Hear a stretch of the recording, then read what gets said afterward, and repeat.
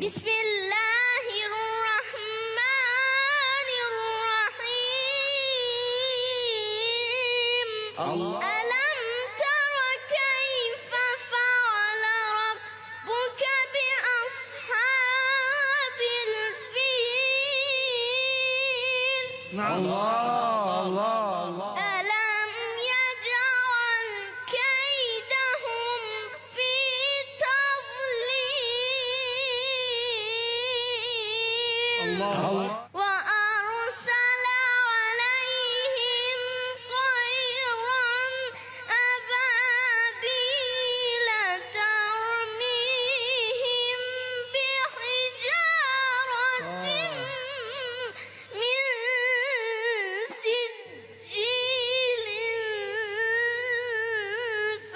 فجعلهم كعصف